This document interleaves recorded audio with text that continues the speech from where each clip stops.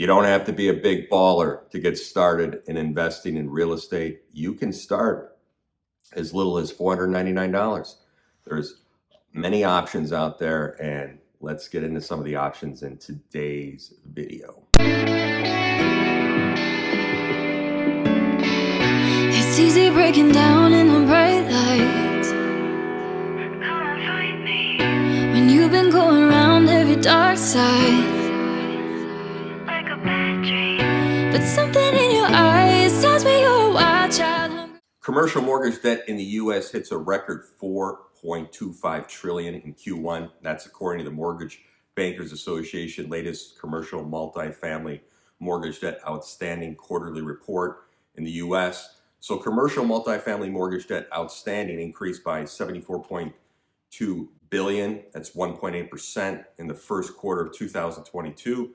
So total commercial multifamily mortgage debt outstanding rose to roughly $4.25 trillion at the end of the first quarter. Multifamily mortgage debt alone increased $37.4 billion. That's 2.1% to $1.8 trillion from the fourth quarter of 2021. So commercial banks continue to hold the largest share, roughly 38% of commercial multifamily mortgages at roughly $1.6 trillion. So I think the relatively strong market fundamentals right now for most property classes should serve as a stabilizing force. People see the value of multifamily commercial and putting their portfolios into it. So record investors have been throwing the money in the multifamily. So with so many ways to invest in real estate, almost anyone can find an investment strategy that's a good fit for you right now. You know the expression, it takes money to make money. Well, there is some truth to that, especially within the realm of investing. Specifically, if you want to grow wealth by investing, you need to start somewhere, but everyone getting in the game. You just got to think creatively, but that doesn't mean you need necessarily hundreds of thousands of dollars to build a successful, diverse portfolio. If you have just a few $100 to your name, you can load up on different stocks that pay you dividends and gain value nicely over time. Similarly, it's possible to invest in commercial real estate, even if you don't have close to the amount of money it might take to own a building. You don't have a white whale that you've partnered with to it's going to provide the capital. You can start small. Just get in and play and get on the field. Investing in real estate is a great way to branch out your portfolio. I love real estate. I'm heavy in real estate, and there are different ways you can do it. One option is to buy income properties, of course, hold them for many years so they gain value and collect rent payments from tenants to secure a steady flow of cash. So to be clear, those income properties can be residential, they can be commercial, but income properties require a larger upfront investment, of course. So if you're not particularly flush with cash, they may not be such a viable option for you at this point. So if you're ever had a landlord, you probably don't dream of being one.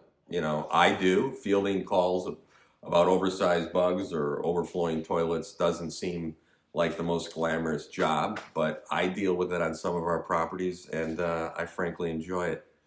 It's better than going to an office. So, but done right, in my opinion, real estate investing can be lucrative. If not flashy, it can help diversify your existing investment portfolio and be an additional income stream for you.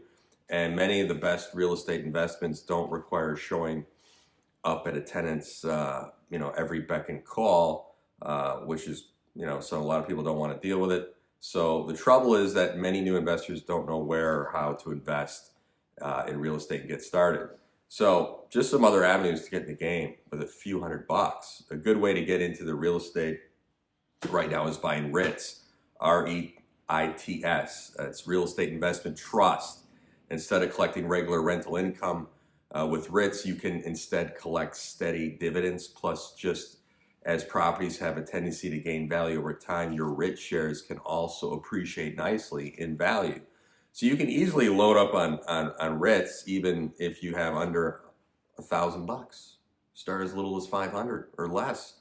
REITs are companies that own and operate income-producing real estate in a variety of sectors, including office, health, retail, warehouses, hotels. For example, Simon Property Group is one of the largest retail REITs, owning most and operating most of the shopping malls and outlets in America. So the upside of buying REITs is getting a piece of the real estate action with it without assuming the risk of owning, a physical property yourself. So I see value in both. You can buy and sell REIT shares through a brokerage. You can do it that way. However, you'll want to hang on to them for the long game. You want to play the long game with REITs so you can benefit from the dividends down the road. REITs are, legally required to pay 90% of their taxable income to investors by way of quarterly payments based on the current value of the stock and the number of shares owned. So the bottom line is you got to do your homework. If you take, for example, the office and retail space, they've taken a hit during the pandemic right now. So, but there are other rich sectors that have thrived. For example, data center is something I invested in particular, can be a solid investment because companies will always need secure places to store their data services. Data centers, in my opinion, are recession proof. Or, REITs, you can invest in like sub niches, of real estate, such as, take a look at this, you can do the apartment buildings, strip malls, self storage units. I've done that. Data centers, office buildings, I've stayed away, shopping malls, parking lots, and more. People need a place to park. People need a place to store their data. People need a place to live. So REITs offer two opportunities to make money. First, like regular stocks and income properties, their value can grow over time. So if you hold them for many, many years, your shares might appreciate nicely in value over time. And number two, REITs require to pay at least 90% of their taxable income to shareholders as dividends. So as such, REITs commonly pay more generous dividends than regular stocks. That's money you can cash out as you need or reinvest for added growth in your portfolio. So if you've never owned REITs before, a good bet is to take a deep dive into the different REIT segments you can choose from. So, for example, you might decide to choose healthcare, which is an interesting segment. REITs, because healthcare is an industry that can thrive even during economic recessions. Or you might choose to invest in hotel REITs. I haven't done hotels. I own some individual stocks for hotels because you anticipate a huge uptick in travel now that COVID-related restrictions seem to be easing. Remember, seem to be easing. We got the fall coming up, so that's what makes me nervous about hotels. These are just a couple of examples, but the point is there are many REITs trading well under $1,000, folks, a share. So once you narrow down the segment you're interested in, you can just look at specific companies within that sector. And that's what I suggest. Find the niche that's recession proof and play it safe in the beginning. A lot of brokerages allow you to buy REIT shares on a fractional basis. So if money is tight, you can purchase even a partial REIT shares if full shares are out of reach. So number two, so look into REITs. I think it's a good option to get in the game. Another option you have is real estate limited partnerships, LPs. It's a little more interesting, a little more risky. So why invest in real estate limited partnerships? These investments are even more like mutual funds than REITs. They're organized by a general partner who actually handles the direct management of the properties held in the partnership. So, and all other investors are limited partners. So that means that while you participate in the profits, your losses are limited to your actual investment. This is referred to as limited liability. So much like REITs, limited partnerships, they give you an opportunity to invest in larger, more complicated real estate deals with just a few $1,000s. So real estate limited partnerships are a lot like owning stocks.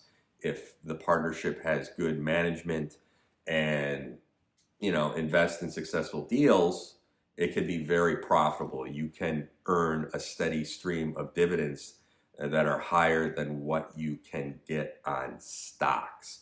So, but, there is a caveat to this, if you look at the opposite end of it, a poorly managed LP can cost you your entire investment.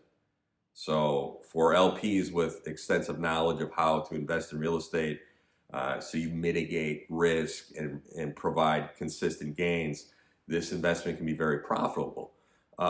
Many are set up primarily as tax shelters, so it's something to look into. Limited partnerships, but know what you're doing. Do your research and homework, and talk to someone that invests in them.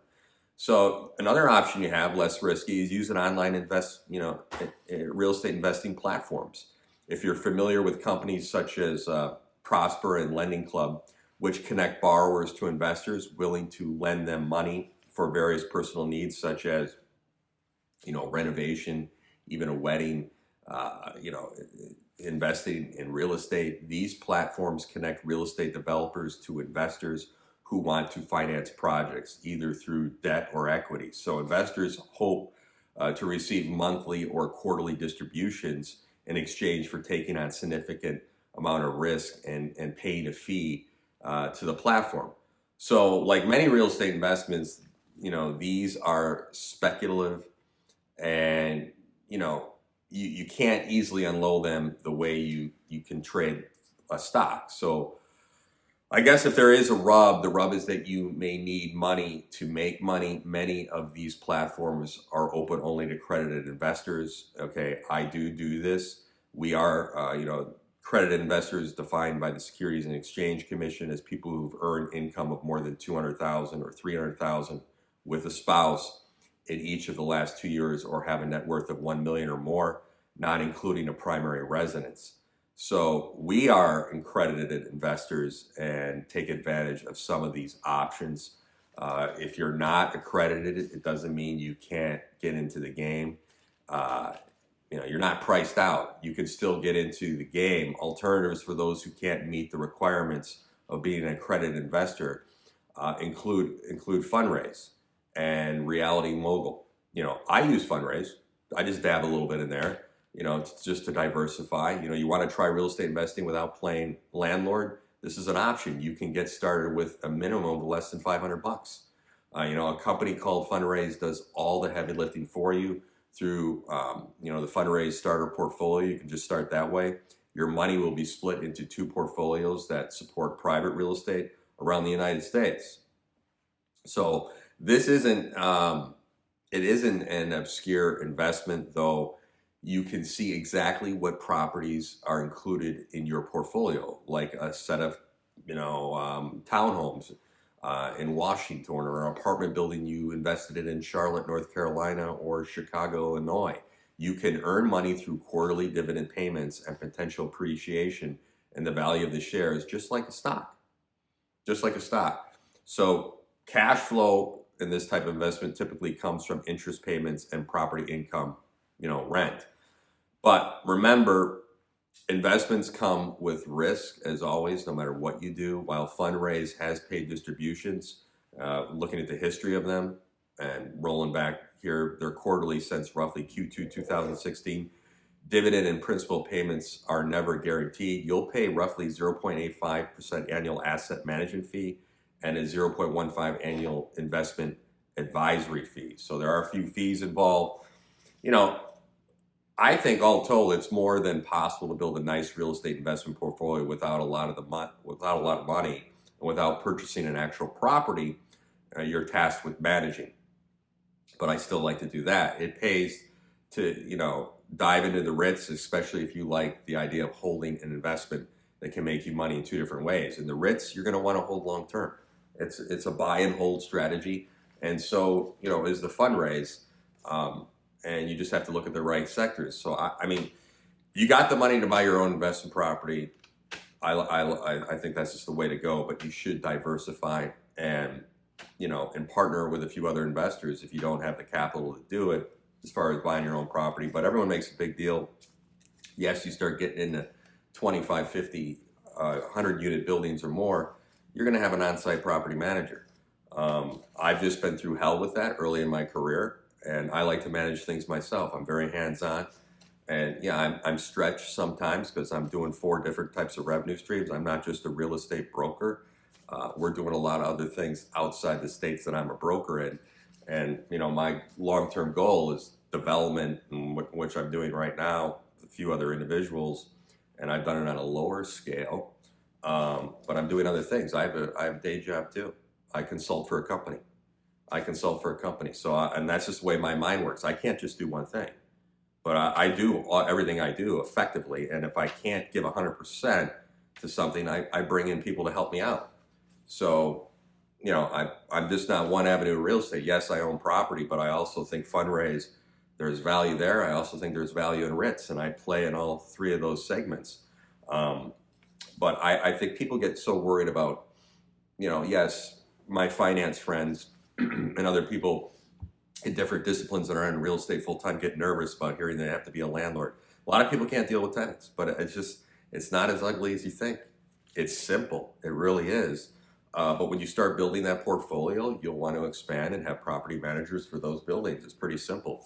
And, you know, you just manage those property managers and have those weekly conference calls. So, you know, you have options. You can get started with under $500 to get into the game. I think some of these avenues, the REITs, the Funrise, but like anything, there's risk, and you have to understand the level of risk that you're getting into. And it takes time. Like I said, write down everything you want and spend 25 years trying to get it. Everyone wants it quick. Everyone wants it quick. I started buying Bitcoin at 11,000. I bought it up to 40. I'm still buying it every week. I don't care. I see value in that class. There's limited Bitcoin, and I see value in it. So I keep buying it every week. All right? So get into the game, diversify your portfolio. Real estate. Take care.